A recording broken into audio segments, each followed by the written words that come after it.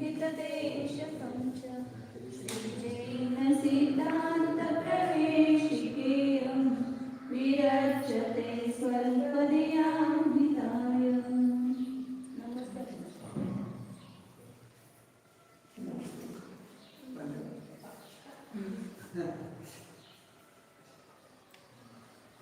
अपना प्रकरण चल रहा था ज्ञान चेतना के भेद बता रहे. ज्ञान चेतनाचे भेद किती सांगितले संजना?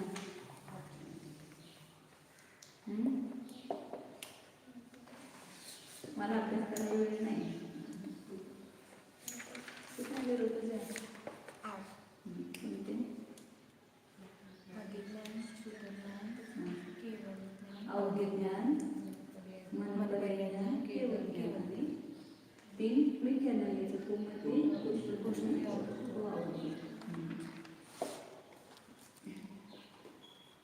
आपले मती ज्ञानाचे भेद सांगितले ते काल. मती ज्ञानाचे किती भेद केले? 4. कोणते?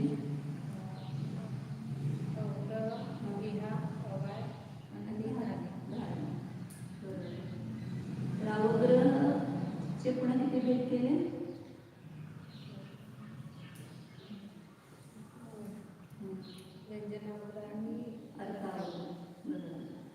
अवग्रह कशा किसको बोला?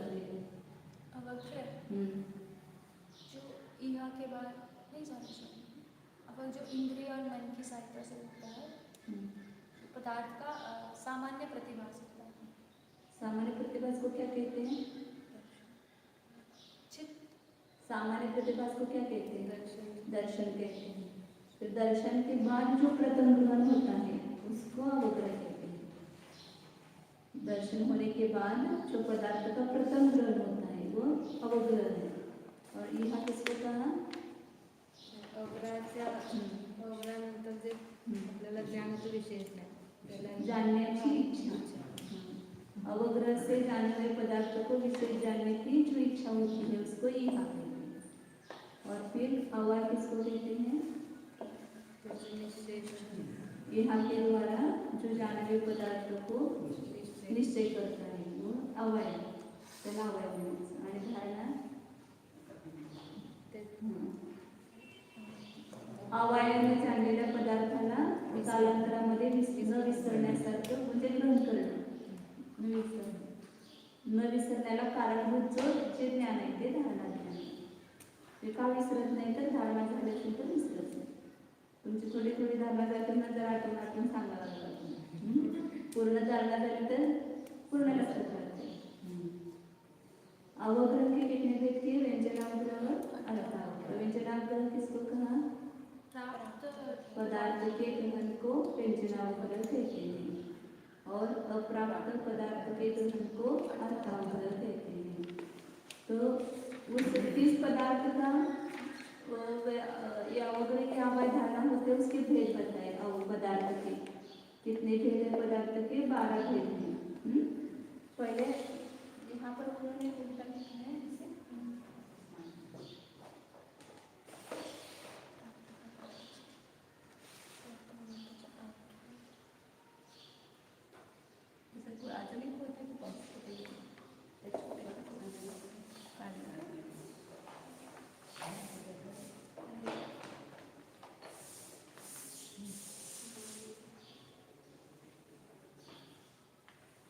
तत्वात सूत्र में काय ना वैसे याद रखना. बहुविध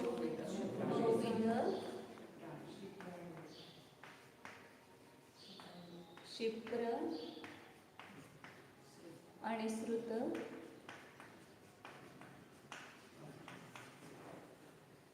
उक्त और ध्रुव.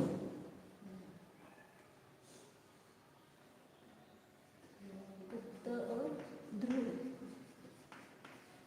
ऐसे 6 भेद असे 6 भेद सांगितले पहिल्यांदा पदार्थाचे. बहुविध क्षिप्र आणि श्रुत उक्त आणि ध्रुव. आणि याच्या उलट पण करायचे की उलटा. तो इसको कहेंगे अल्प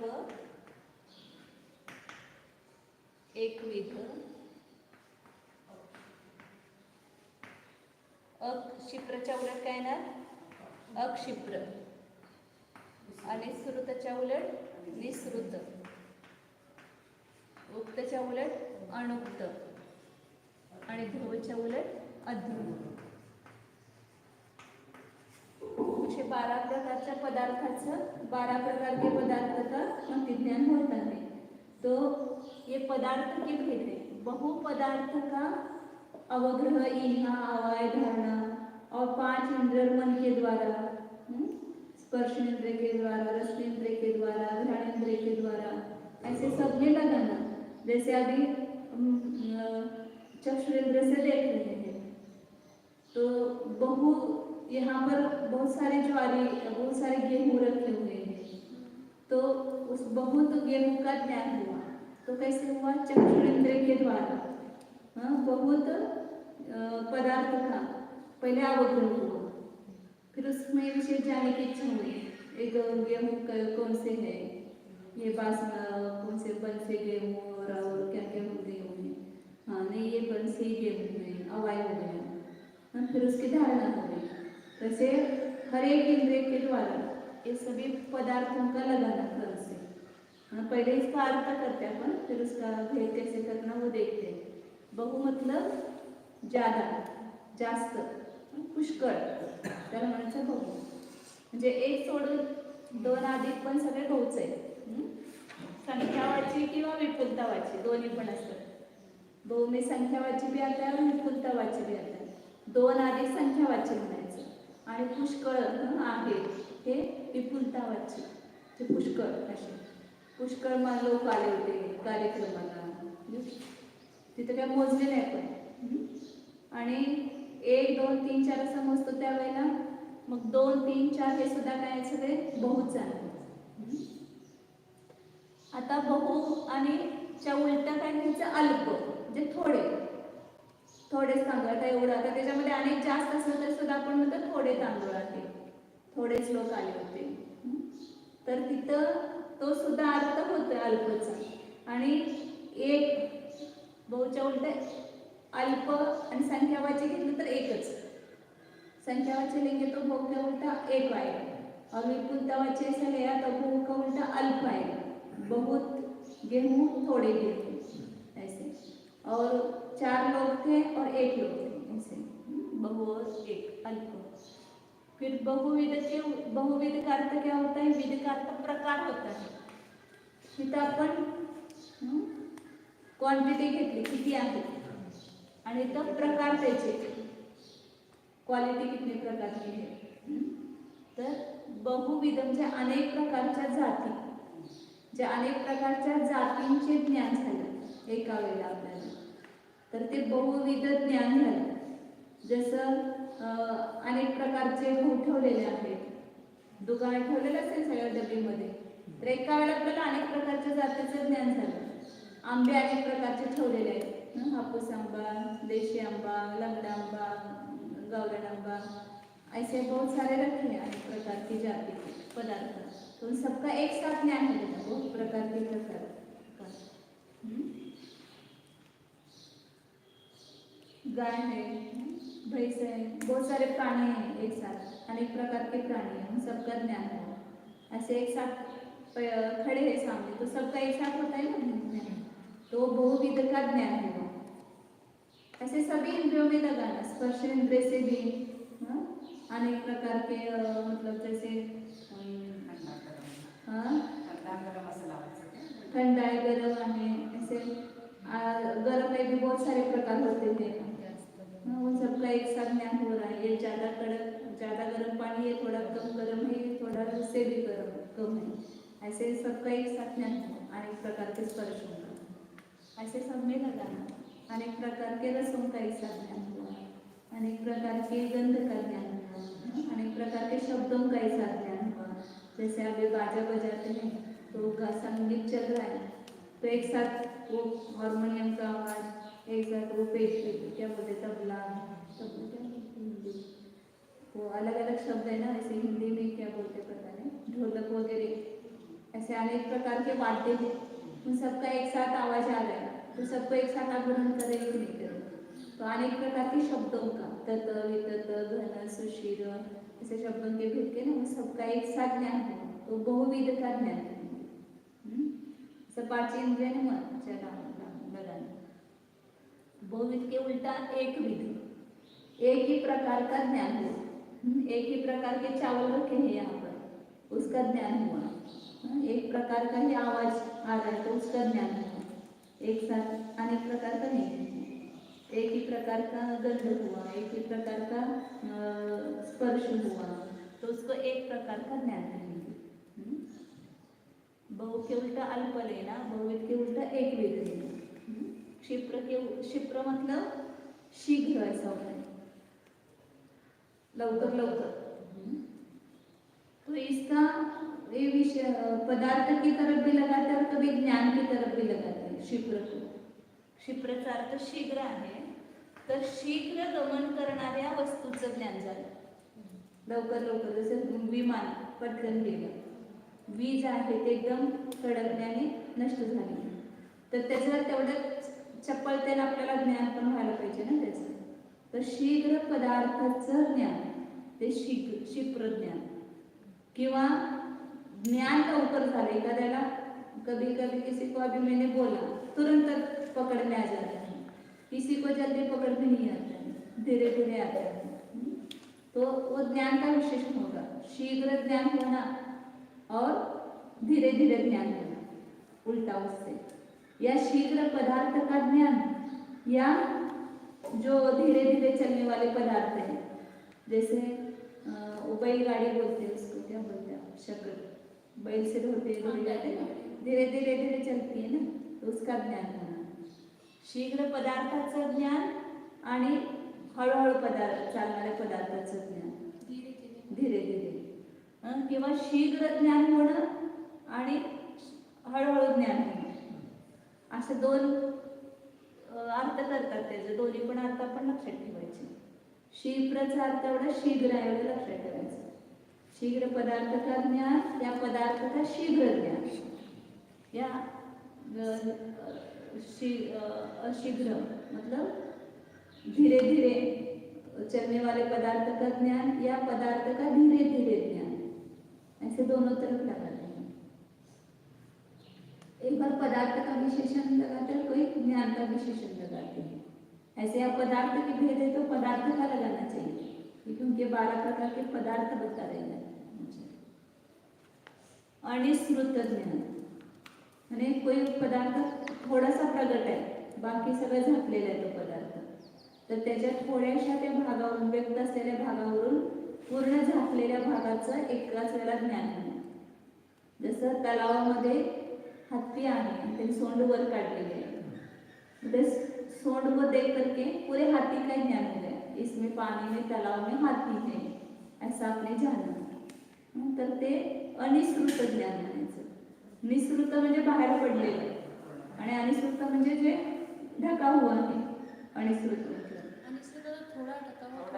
हाँ थोड़ा सा खुला है, तो उससे पूरे अनिश्रुत का अर्थ ढका हुआ लेंगे, लेकिन उस ढके हुए पदार्थ का थोड़े से उसके खुले भाग से पूरे वस्तु का ज्ञान रखना, वो अनिश्रुत का ज्ञान है।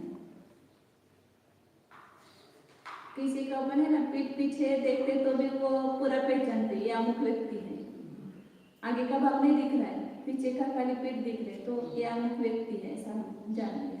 तो अनिश्रुत का ज्ञान है, थोड़ा सा शब्द उच्चारण किया, पूरे शब्द को आपने ही जान लिया, तो अनिश्रुत शब्द का ज्ञान हुआ।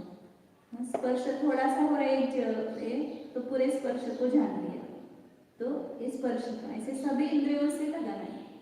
अनिश्रुत का ज्ञान जे झाकलेल्या पदार्थाचं ज्ञान, त्याच्या थोड्याशा भाग उघड्या भागावरनं त्याच्या पूर्ण झाकलेल्या पदार्थाचं एकाच वेळेला ज्ञान आहे।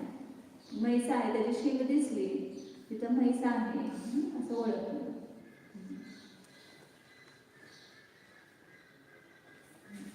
जैसे करते ना, चावल सीजा है कि नहीं है, उसका एक सीट लेकर के देखते हैं, सीज गया तो पूरा चावल सीज गया है ऐसा जानते हैं। टेस्ट किती घेता तुम्ही एवढंसं, वो बहुत सारा चीज रहती तो उसमें इतना सा लेकर के टेस्ट लेते तो पूरे का रस जान लेते ना। अनिश्रुत निश्रुत मतलब प्रगट, जे प्रगट वस्तूचं ज्ञान पूर्ण उघडी आहे, पूर्ण हाती दिसतोय, रस्त्यावर चाललेला आहे, त्याचं ज्ञान झालं आपल्याला, तर ते निसृतचं ज्ञान झालं. निसृत म्हणजे झाकलेल्या वस्तूचं ज्ञान आणि निसृत म्हणजे प्रगट असलेल्या वस्तूचं ज्ञान, हे निसृत. असं सगळ्या इंद्रियाने लावायचं. उक्त उक्त म्हणजे सांगितल्यानंतर जिस पदार्थ का हमने उल्लेख किया है उसका ज्ञान होना, वो उक्त पदार्थ का ज्ञान, सांगितलेल्या पदार्थाचं ज्ञान.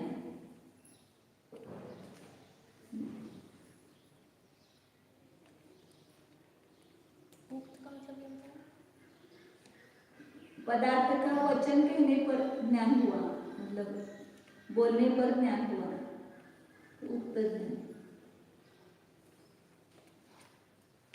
और अनुक्त मतलब बिना बोले ही पदार्थ का ज्ञान हुआ.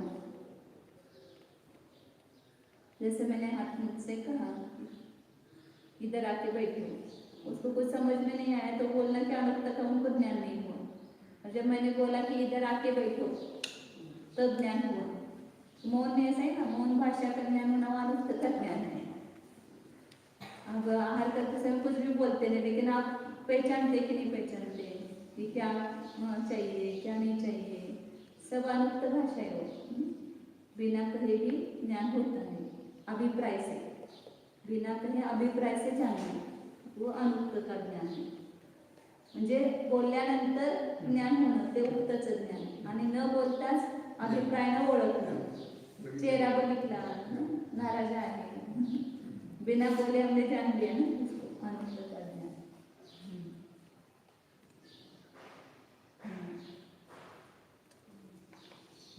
ध्रुव ध्रुव मतलब टिकणाऱ्या वस्तूचं ज्ञान.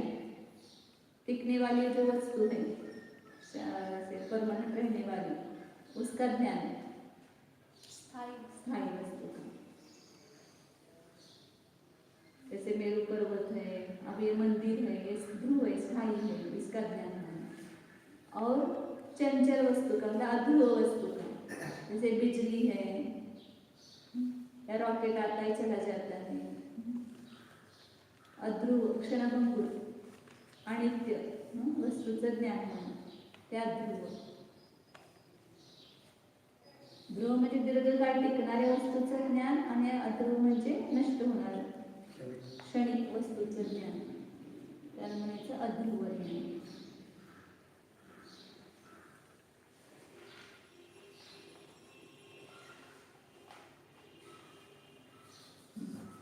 असे 12 प्रकारचे काय पदार्थ.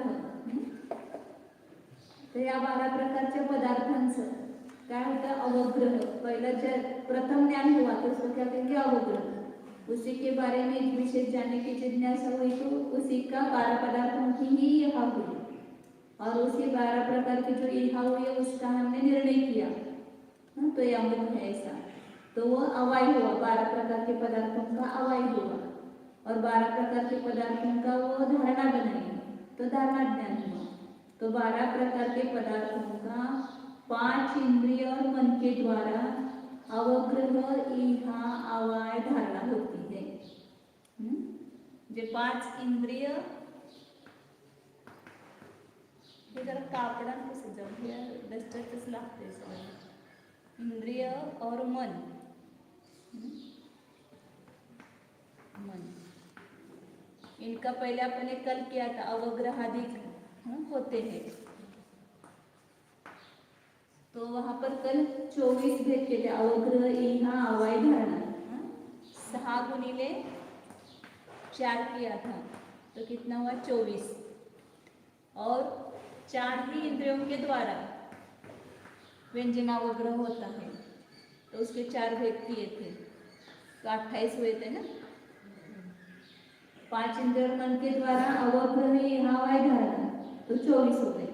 और 4 इंद्रियों के द्वारा ही केवल व्यंजनावग्रह, तो उसके 4 भेद हुए व्यंजनावग्रह के. तो ऐसे 28 भेद हुए थे.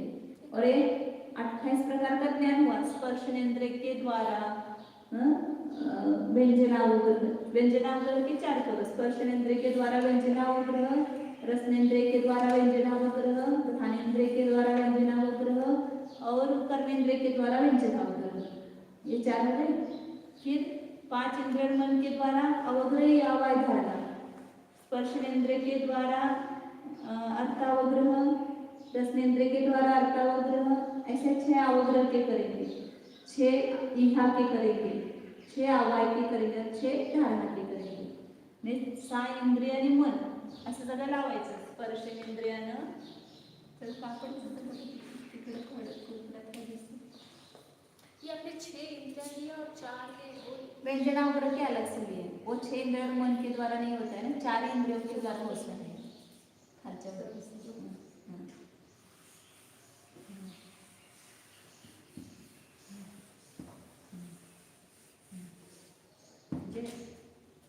स्पर्शनेन्द्रिय के द्वारा अवग्रह. अब उसमें ये पदार्थ लगाएंगे सब में. अब एक ही भेद, इसके 12 भेद हो जाएंगे. बहुपदार्थ का स्पर्शनेन्द्रिय के द्वारा अवग्रह, अल्प का स्पर्शनेन्द्रिय के द्वारा अवग्रह, बहुविध का स्पर्शनेन्द्रिय के द्वारा अवग्रह, एकविध पदार्थ का स्पर्शनेन्द्रिय के द्वारा अवग्रह. ऐसे 12 पदार्थों के लगाओ तो ये एक ही ज्ञान कितने प्रकार का हो गया? 12 प्रकार का. तो ऐसे ज्ञान के अपन ने कितने भेद किए हैं? 28. फिर अब इसके स्पर्शनेन्द्रिय को छोड़ करके स्पर्शनेन्द्रिय के 2 लगाएंगे, व्यंजनावग्रह और अर्थावग्रह. ऐसे 2 होते हैं ना उसके. और ये 12 प्रकार के पदार्थों का लगाएंगे तो 12 और 12 हो जाएगी. मतलब 28 प्रकार का जो ज्ञान किया वो सबको 12-12 लगा. पहले 28 कैसे करेंगे? पहले 28 करो. स्पर्शनेन्द्रिय के द्वारा अवग्रह, स्पर्शनेन्द्रिय के द्वारा 2 लगाएंगे अपन, 2 लगाते. अर्थावग्रह, व्यंजनावग्रह और अर्थावग्रह. व्यंजनावग्रह स्पर्शनेन्द्रिय के द्वारा इहा, स्पर्शनेन्द्रिय के द्वारा अवाय, स्पर्शनेन्द्रिय के द्वारा धारणा. ऐसा है. अब स्पर्शनेन्द्रिय छोड़ करके रसनेन्द्रिय ले लो तो रसनेन्द्रिय के भी अर्थावग्रह, व्यंजनावग्रह, इहा, अवाय, धारणा हो जाएंगे 5. फिर घ्राणेन्द्रिय के द्वारा भी अर्थावग्रह, व्यंजनावग्रह, इहा, अवाय, धारणा होंगी. फिर घ्राणेन्द्रिय के द्वारा हो रहे. ऐसे चक्षुरेन्द्रिय के द्वारा वहाँ व्यंजनावग्रह नहीं होगा, खाली अर्थावग्रह, इहा, अवाय और धारणा होगी. फिर कर्णेन्द्रिय के द्वारा अर्थावग्रह, व्यंजनावग्रह, इहा, अवाय, धारणा होगी.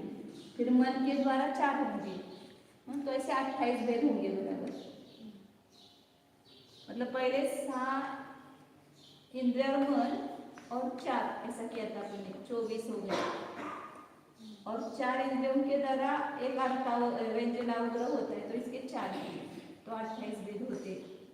और इस 28 के हर एक के लिए फिर ये 12 लगाए. एक पहला भेद किया तो बहुपदार्थ का स्पर्शनेन्द्रिय से अर्थावग्रह, अल्प पदार्थ का स्पर्शनेन्द्रिय से अर्थावग्रह, बहुविध पदार्थ का स्पर्शनेन्द्रिय से अर्थावग्रह. ऐसे पूरे आप कॉपी में लिखो तो कितने हो जाएंगे? 28. प्रत्येक के साथ में 12-12 लगाएंगे. एक है ऐसे 28 बनाना पहले, और एक 28 के साथ में 12-12 लगाएंगे तो 28 गुना 12 कितने हो जाएंगे? 336 भेद. इस प्रकार अपन इसी में से अपने को कुछ ना कुछ कोई ना कोई एक भेद होता है. अभी मति ज्ञान हो रहा है तो अभी आपको शब्द का कर्णेन्द्रिय के द्वारा शब्द का पहले मैंने जो बोला तो पहले आपका अवग्रह हुआ. फिर और नहीं समझ में तो क्या कह रहे हैं, वापस जाने की जिज्ञासा हुई, पुनः विशेष उसका इहा हो गई. फिर उसका निर्णय किया, अवाय हो गया, ये ऐसा ही है, ऐसा धारणा किया. तो आपको अभी कर्णेन्द्रिय के द्वारा एक तो अवग्रह हो रहा है, या इहा हो रही है, या धारणा हो रही है, और अवाय हो रहा है, धारणा हो रही है. और उसमें भी ये बहुविध वगैरह पदार्थ में मैं फटफट बोल रही है तो आपको ज्ञान हो रहा है. क्षिप्र ग्रहण कर रहे हो आप, क्षिप्र शब्द का ज्ञान हो रहा है. धीरे धीरे मैंने बोला तब आपको ज्ञान हुआ तो अक्षिप्र शब्द का ज्ञान हो रहा है. ऐसे सभी में ये विशेषण लगेंगे. जितने भी विषय होंगे उसमें सब विशेषण लगेंगे। तो 28 प्रकार का जो ज्ञान है वो 12 प्रकार के पदार्थों से होता है, पदार्थों का होता है। इसलिए 28 गुना 12 किया तो कितना हुआ? 336 भेद हुए मत ज्ञान के। हाँ तो जगह ये दोबारा बता दो, 6 और 4 क्या लिया आपने? 6 इंद्रियां दी हैं। हाँ 6 इंद्र और अवग्रह यहाँ वाय धारणा, और इसमें अवग्रह वो अर्थावग्रह आएगा। अगर आप अर्थावग्रह ऐसे कीजिए जैसे आपने लिखा है ना, स्पर्श इंद्रिय का अर्थावग्रह, फिर व्यंजन अवग्रह या आवाज धारणा, तो ये 5 हुए। 5 के फिर केवल 4 इंद्रियों से होगा, 5 और 20 हो गया, 5 और 20 हो गया। चक्षु और मन छोड़ दो, हाँ चक्षु और मन छोड़ दो, फिर चक्षु को 4 ही होंगे, चक्षु के 24 हो गए और मन के 4 हो गए तो 28 हो गए। चक्षु और मन के 4 ही भेद होंगे, और स्पर्शेंद्रिय, रसनेंद्रिय, घ्राणेंद्रिय और कर्मेंद्रिय के 5 होंगे। 8 ही तो हुए, चक्षु इंद्रिय के 4 होंगे, अर्थावग्रह या आवाज धारणा, और मन के भी 4 और 4 8 हो गए, और ये 20 हो गए थे। 4 इंद्रियों के 5 के लिए व्यंजनावग्रह, अर्थावग्रह, ईहा, आवाज धारणा, तो 5 और 20 और वो 4 8 28 हो गए। तो 28 प्रकार का ज्ञान हुआ, और 28 प्रकार का ज्ञान कितने पदार्थों का होता है? 12 प्रकार के पदार्थों का होता है। तो फिर हर एक ज्ञान के साथ 12 जोड़ दो, हाँ तो 28 गुना 12, तो ऐसे 336 भेद हो गए। या कभी कभी वो व्यंजनावग्रह के अलग से गिनते हैं, खाली ये पहले 6 गुना 4 गुना 24, 24 गुना 12 करो तो 288 होती है, और यहाँ पर 4 गुना 12 करो 48 होते हैं, तो 288 में 48 मिलाएंगे तो 336 होंगे वापस।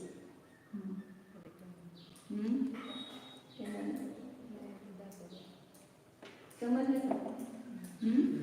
मग ते ज्ञानाचे 336 भेद कसे झाले? 4 व्यंजनावग्रह, 6 अर्थावग्रह, 8 अशा प्रकारे ईहा 6, अवाय 6 आणि धारणा 6 असे 28 झाले। ईहा अवाय धारणा 6 के होंगे 5 इंद्रियों से, व्यंजनावग्रह 4 इंद्रियों से, अर्थावग्रह 6 इंद्रियों से, मतलब 6 5 इंद्रियों में से। ऐसे 28 प्रकार का ज्ञान इन 12 प्रकार के पदार्थों का होता है, तो 336 भेद होते हैं। अभी आपको टाइम नहीं है तो पूरा लिखना चाहिए सा कॉपी में। स्पर्शेंद्रिय के द्वारा बहुपदार्थ का व्यंजनावग्रह, स्पर्शेंद्रिय के द्वारा एक अल्प पदार्थ का व्यंजनावग्रह, ऐसे पूरे जितने भेद है ना 336, ऐसे पूरे अपने कॉपी में क्रम से ऐसे लिखते तो समझ में आता है।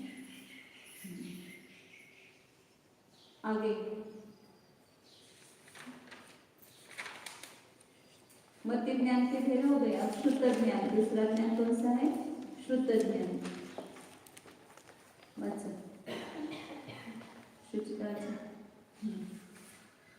मतिज्ञानाने जाणलेल्या पदार्थावरून त्या पदार्थाशी संबंध असलेल्या इतर पदार्थाचे ज्ञान होणे या श्रुतज्ञान म्हणतात।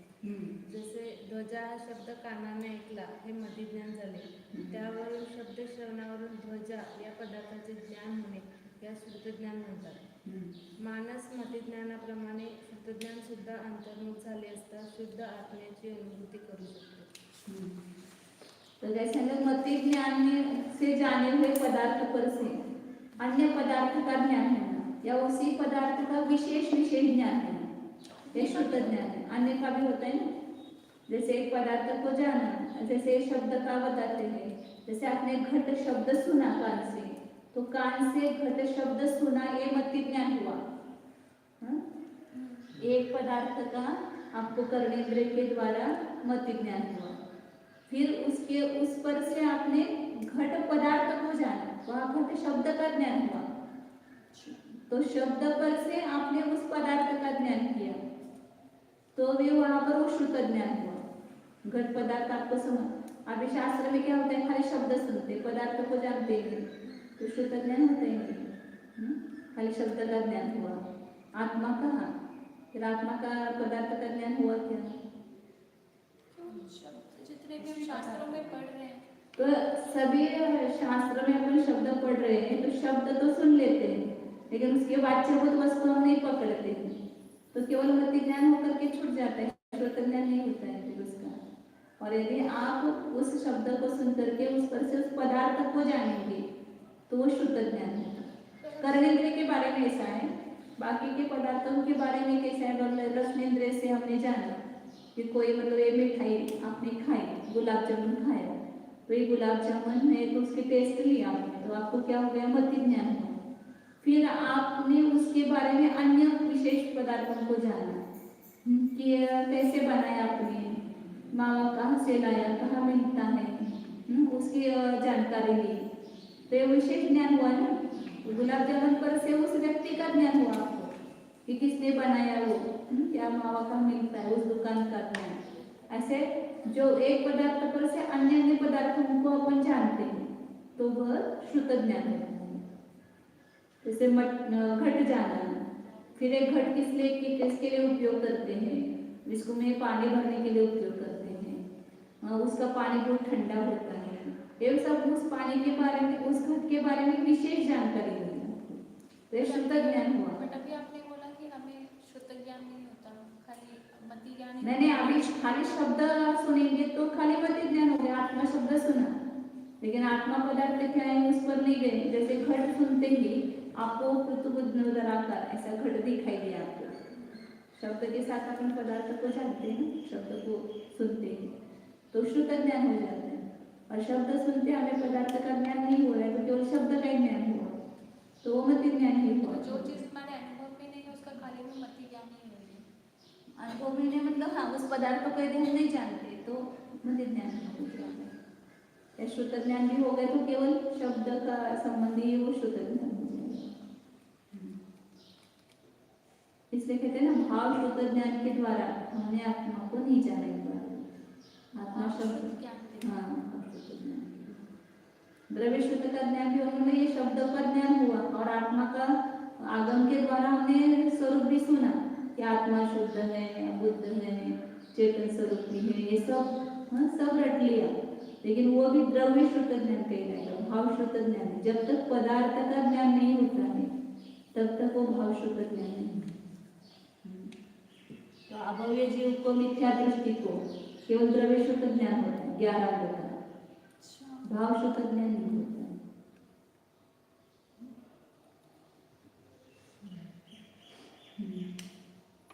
तो कहना ध्वजा यह शब्द कान से सुना तो मति ज्ञान हुआ, और ध्वजा शब्द से उस ध्वजा ऐसी होती है, सफेद कलर का कपड़ा, उसमें 5 रंग, उसमें बीच में चक्र निकाला हुआ, वो उस ध्वजा को हमने जाना तो वो क्या हो गया, श्रुत ज्ञान। ध्वजा शब्द से ध्वजा पदार्थ का ज्ञान हुआ।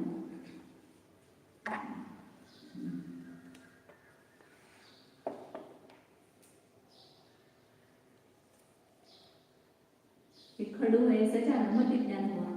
फिर एक खड़ू सॉफ्ट है, हार्ड है, कहाँ से लेके आए हैं, ऐसा वो उसका विशेष जाना तो क्या हो गया, शुद्ध ज्ञान। किसी भी पदार्थ को जो प्रथम जानते हैं वो मति ज्ञान होता है, फिर उस पदार्थ पर से दूसरे पदार्थ का ज्ञान होता है या इसके बारे में विशेष ज्ञान होता है तो वो शुद्ध ज्ञान होता है। तो मति ज्ञान हुए बिना शुद्ध ज्ञान होता है क्या, नहीं। मति ज्ञान होकर ही पहले दर्शन होगा नियम से, फिर मति ज्ञान होगा, सामान्य प्रतिभास हुआ, फिर विशेष प्रतिभास हुआ, मति ज्ञान हुआ, फिर उसके बाद में उसका विशेष ज्ञान हुआ। मति ज्ञान भी विशेष प्रतिभास है, शुद्ध ज्ञान भी विशेष प्रतिभास है, लेकिन मति ज्ञान पहले होता है, फिर उस मति ज्ञान के द्वारा जाने हुए पदार्थ के बारे में हम विशेष जानते हैं या दूसरे पदार्थ को जानते हैं तो वह शुद्ध ज्ञान कहलाता है। विशेष प्रतिभास का अर्थ होता है कि यह पुस्तक है, यह पीछे है, यह मनुष्य है, ऐसा ज्ञान होना वो विशेष प्रतिभास है। तो इस प्रकार एक क्रम से होते तीनों ज्ञान। और पहले भी उन्होंने मति ज्ञान का कहा था कि जैसे मानस मति ज्ञान के द्वारा हमने शुद्ध आत्मा का अवलंबन लिया, मतलब मन में ऐसा विचार किया कि मैं शुद्ध चैतन्य आत्मा हूँ, फिर उसका यदि अपने को उसके लिए बाहरी किसी साधन की आवश्यकता नहीं, इंद्रियों की भी और मन की। प्राथमिक अवस्था में मन के द्वारा होता है, लेकिन बाद में वह मन का भी अवलंबन छूटता है। तो वहां पर पहले उस आत्मा का क्या हुआ, अपने को मति ज्ञान हुआ, फिर उस आत्मा का विशेष ग्रहण किया तो वो भाव शुद्ध ज्ञान हो गया।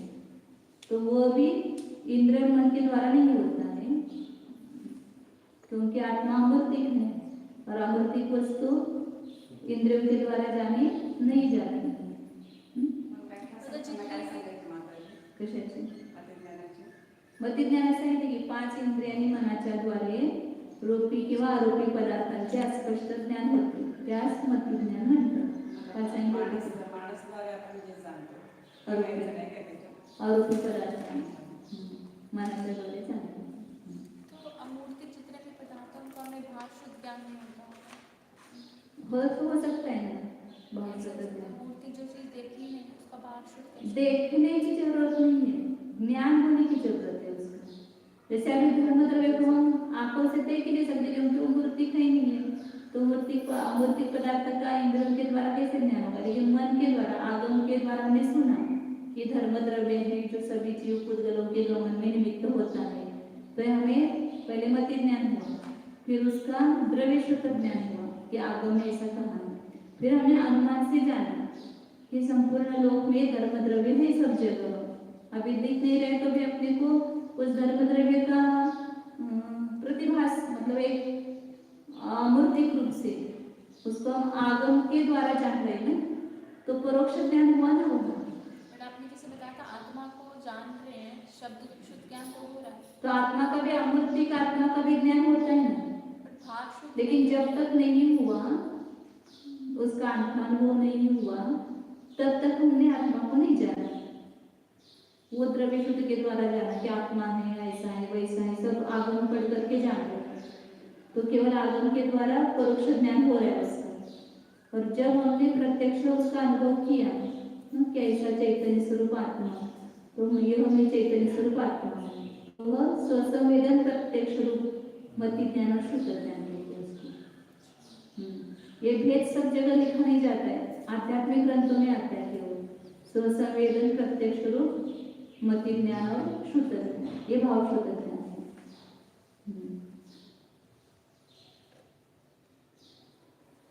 भेद करते समय तो मति ज्ञान और शुद्ध ज्ञान की नहीं करेंगे, 5 इंद्रिय मन के द्वारा रूपी और आरोपी इन दोनों पदार्थों का जो ज्ञान होता है वो मति ज्ञान, और उस पर से ही जो विशेष दूसरे पदार्थों का ज्ञान होता है वो शुद्ध ज्ञान है।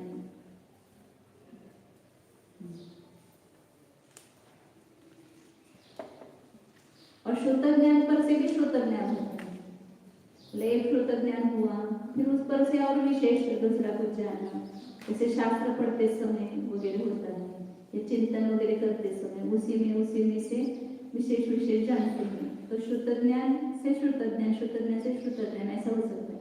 लेकिन जब पुनः वो शुद्ध ज्ञान समाप्त कर नई वस्तु को हम जानने जाएंगे तो पुनः मति ज्ञान, दर्शन उपयोग, फिर मति ज्ञान, फिर शुद्ध ज्ञान होगा। तो क्रम से जब भी होगा तो दर्शन, मति ज्ञान और शुद्ध ज्ञान।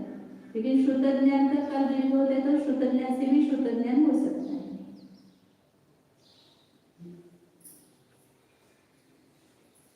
उसके बाद बताते हैं अवधि ज्ञान। अवधि ज्ञान किसको कहते हैं? सभी जीवों को मति ज्ञान, शुद्ध ज्ञान मतलब मिथ्या दृष्टि तो कुमति को शुद्ध, यही सम्यक ज्ञान किसको होता है? सम्यक दृष्टि को ही होता है। सम्यक दृष्टीला असतील तर हे मति ज्ञान आणि शुद्ध ज्ञान दोन ज्ञान आहे। मिथ्या दृष्टीला असतील तर हेच काय आहे? कुमति आणि कुशुद्ध स्वरूप असंच आहे त्याचं, परंतु तिथं तो बस यथार्थ जाणत नहीं, म्हणून त्याचं कसं आहे? कुमति आणि कुशुद्ध। लेकिन वो कैसे होगा? मिथ्या दृष्टि भी खड़ू को खड़ू जान रहा है, समय दृष्टि भी खड़ू को खड़ू जान रहा है। तो मिथ्या दृष्टि को कुमति ज्ञान और समय दृष्टि का सुमति ज्ञान। एक ही पदार्थ को जैसा वैसा जान रहे, फिर भी मिथ्या दृष्टि का सब ज्ञान कैसा है? मिथ्या ज्ञान ही है, इसलिए उसको कुमति ज्ञान कहते हैं, क्योंकि उसको प्रयोजनभूत पदार्थ का ज्ञान है। जे मिथ्या दृष्टीला पदार्थाचं यथार्थ ज्ञान नाही, भले तो खडू म्हणत असला तरी हे पुद्गल आहे, हे जीवाने बनवलेलं नाही असं तो जाणत नाही. या खडूला मी बनवलेलं आहे आणि हे माझंच प्रॉडक्ट आहे, मी याचा करता आहे असं जाणतो. त्यामुळे त्याचं मिथ्या ज्ञान. आणि सम्यक खडूला खडू जाणतो तर त्याचं सम्यक ज्ञान, कारण का तो हे पुद्गलमय आहे, याचा करता जीव नाही, हे स्वतंत्र द्रव्य आहे, जीव स्वतंत्र आहे असं जाणतो. म्हणून त्याचं काय आहे? सम्यक ज्ञान आहे. म्हणून व्यवहारात एकाच घरामध्ये कोण मिथ्यादृष्टी आहे, कोण सम्यकदृष्टी आहे. तर जे मिथ्यादृष्टी जाणतं ते सगळं मिथ्या ज्ञान आणि सम्यकदृष्टी जे जाणतं ते सगळं सम्यक ज्ञान. कधी सम्यकदृष्टी उलट सुद्धा चांगलं समजा, पेनाला पेन्सिल म्हटलं समजा तरी त्याचं बरोबर, मिथ्यादृष्टी पेनाला पेन म्हटलं तरी त्याचं चुकीचं. मिथ्यादृष्टी पेन को पेन कह रहा है तो भी उसका गलत, तो सम्यक दृष्टि पेन को पेंसिल कह दे तो भी उसका सम्यक ज्ञान नहीं है, क्योंकि उसको 6 द्रव्य का जैसा है वैसा यथार्थ ज्ञान हुआ, 7 पदार्थों का यथार्थ ज्ञान हुआ. इसलिए वो पुद्गल को जीव नहीं कह रहे, जीव को पुद्गल नहीं कह रहे, इसलिए उसका बराबर है. और मिथ्या दृष्टि जीव पुद्गल आदि में भेद न करके सबको एक करता है, इसलिए उसका मिथ्या ज्ञान. म्हणून 3 ज्ञान पहिली मती ज्ञान, शुद्ध ज्ञान आणि अवधी ज्ञान.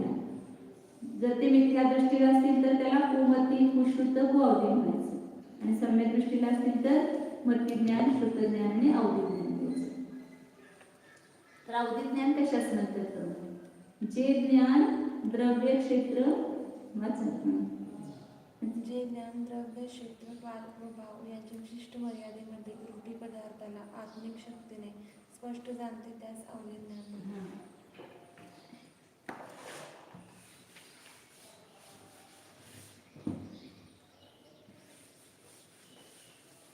हे 5 ज्ञान आहेत ना, त्याचं असं सारखं सारखं बनवायचं म्हणजे लक्षात येते लवकर. मती ज्ञान याचं निमित्त काय आहे, विषय काय याचा, आणि कसं ज्ञान होते, कैसा ज्ञान होता है. तो मती ज्ञान, शुद्ध ज्ञान में निमित्त क्या है? इंद्रिय और मन. कैसा कैसा होता है, स्पष्ट अस्पष्ट ऐसा. और ये रूपी अरूपी दोनों विषय है.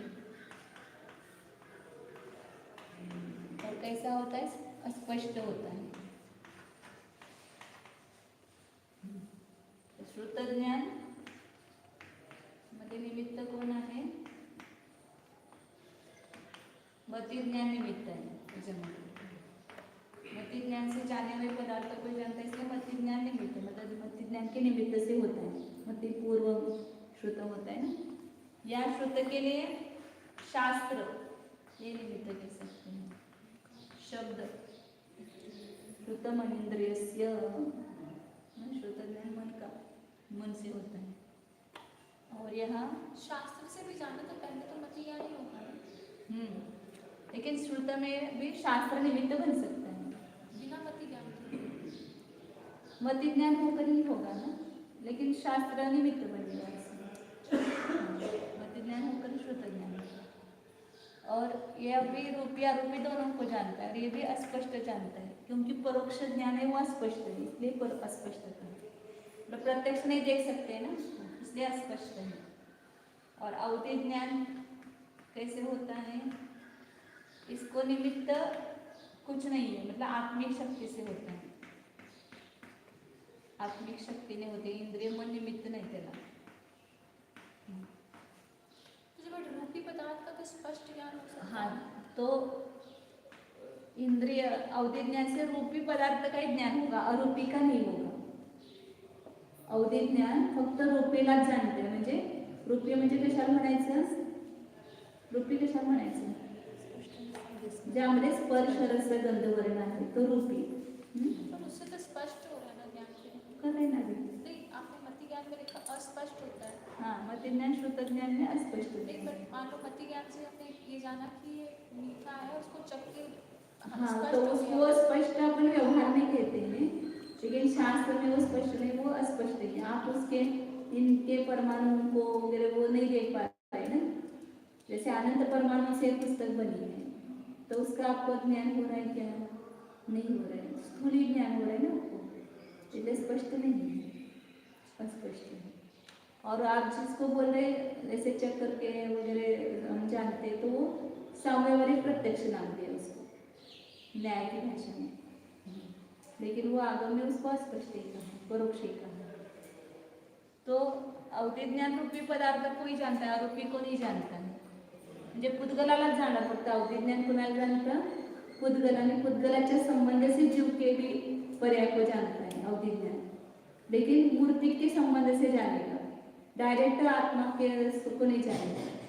जैसे आप समय दृष्ट है कि नहीं, अवधिज्ञानी जान सकता है कि नहीं जान सकता है? जान सकता है, लेकिन आपके परिणामों से नहीं जानेगा वो। आपके पास जो मिथ्यात्व कर्म है उसका कौन सी दशा है, उसका उदय है या उसका उपशम हुआ है या उसका शोपशम हुआ है, उस पर से वो जान सकते हैं समय दृष्टि में। मतलब जीव को मूर्ति के संबंध से जानेगा, इसलिए संसारी जीव को जान सकता है अवधिज्ञान, शुद्ध जीव को नहीं जान सकता, या धर्माधर्म आकाश काल द्रव्य को प्रत्यक्ष नहीं जान सकता।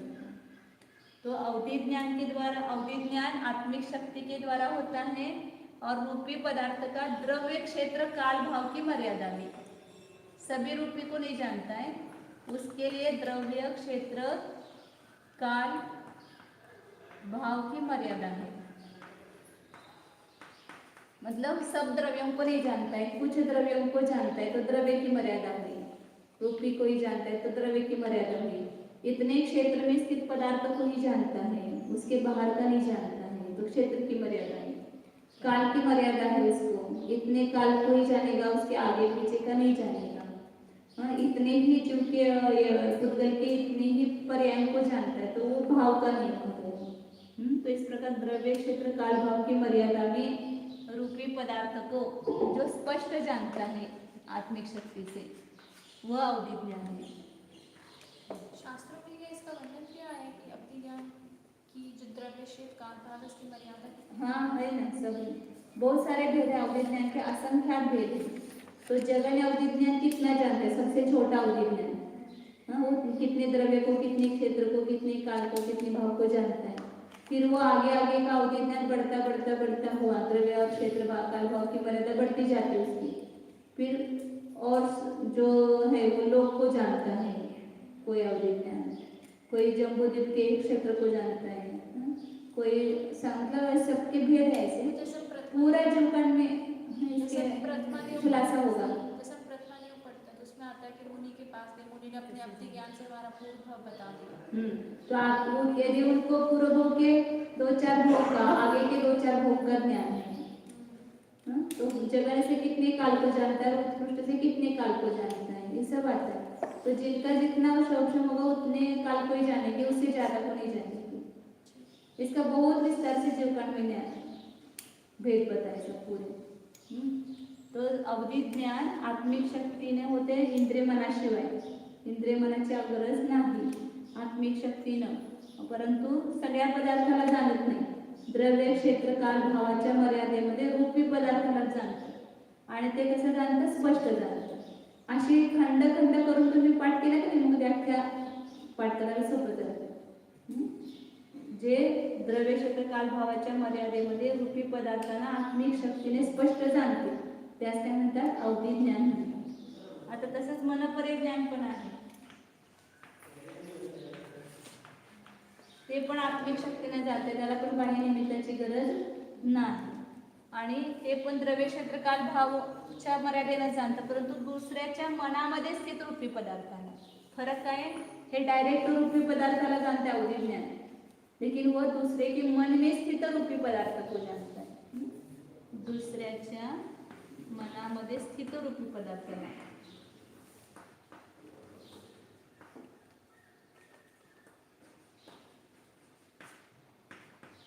इसमें भी द्रव्य क्षेत्र काल की मर्यादा है। हाँ, वो ऐसा लगाई नहीं चाहता, लेकिन है मर्यादा उसकी भी।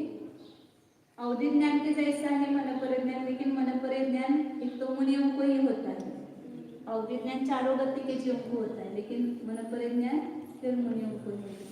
और वह भी दूसरों के मन में जब उसका विचार होगा तभी उस पदार्थ को जानेंगे। अब जैसे मैं किसी चीज का विचार कर रही हूँ, ये मंदिर कैसे बनाने हैं, कितने साल हो गए, ऐसा मैं मन में विचार कर रहा हूँ, तब वो मन परिज्ञानी सामने है तो वो जानेंगे कि इनके मन में जो चल रहा है उसका ये ऐसा ज्ञान है। ये मंदिर इतना 800 वर्ष पुराना बना हुआ है, पहले यहाँ पर एक मूर्ति थी, तो वो गाय आती थी, वो सब अवधि ज्ञानी बिना बताए भी सब बताए, मन परिज्ञानी बिना पूछे भी बताए भी सब बता सकते हैं। छठे सातवें गुण स्थान वर्ती मुनि को। हाँ, आगे के मुनि उनको भी रहता है लेकिन उपयोग वो छठे गुण स्थान में होगा उसका। तर हे डायरेक्ट रूपी द्रव्याला जाणता हे दुसऱ्याच्या मनामध्ये ज्याचा विचार चालू आहे ज्या पदार्थाचा त्या पदार्थालाच मनपरिज्ञानी जाणतात आणि ते पण कसं जाणतात, स्पष्ट जाणतात। म्हणून मनपरिज्ञानाची व्याख्या काय करायची, दुसऱ्याच्या मनामध्ये स्थित असणाऱ्या रूपी पदार्थाला आत्मिक शक्तीने जे स्पष्ट जाणतात त्यास मनपरिज्ञान म्हणतात। अवधी ज्ञानाची काय केली, द्रव्य क्षेत्र काल भावाच्या मर्यादेमध्ये रूपी पदार्थाला आत्मिक शक्तीने स्पष्ट जाणते त्यास अवधी ज्ञान म्हणतात। आणि केवळ ज्ञान तर सोपंच आहे। केवळ ज्ञान कशाला म्हणायचं, जे सर्व द्रव्यांना त्याच्या सर्व पर्याय सहित गुणपर्याय सहित आत्मिक शक्तीने एकाच वेळी स्पष्ट जाणते। हे सगळ्याला एका वेळेला जाणत नाही, अवधी ज्ञान मनपरिज्ञान याला मर्यादा आहे, परंतु केवळ ज्ञानाला कशाची मर्यादा नाही, ते अमर्याद आहे। सर्व द्रव्य क्षेत्र काल भावाला एकाच वेळेला ते स्पष्ट जाणतो आणि त्याला पण कशाची इंद्रिय मनाची वगैरे सहायता लागत नाही, आपल्या आत्मिक शक्तीनेच जाणते त्यास काय म्हणतात, केवळ ज्ञान म्हणतात। तिथं दुसऱ्याच्या मनामध्ये आणि आपल्या मनामध्ये पण असलं तर आपण जाणतोच की आपल्या मनामध्ये कशाचा विचार चालू आहे तर त्याला पण जाणतात आणि दुसऱ्याच्या मनामध्ये स्थित असणार तरी न सांगता सुद्धा ओळखणार तुमच्या मनात काय चाललंय मनपरिज्ञान। तर दुसऱ्याच्या आणि स्वतःच्या दोन्ही लावायचं तिथं, मनातील पदार्थांना आत्मिक शक्तीने स्पष्ट जाणते त्यास मनपरिज्ञान म्हणतात।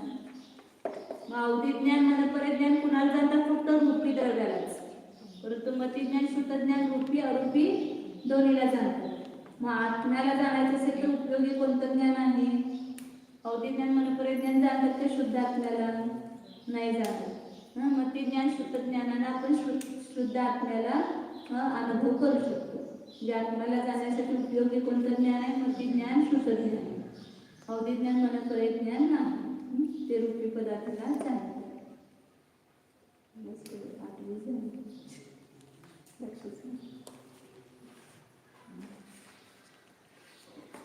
भाव समजून घ्यायचं म्हणजे व्याख्या पाठ होतं, नुसतं व्याख्या पाठ करायला गेलं ना ते व्याख्या पाठ होत नाही, मग त्याचा खंड खंड करून असं त्याचा भाव समजून घ्यायचा।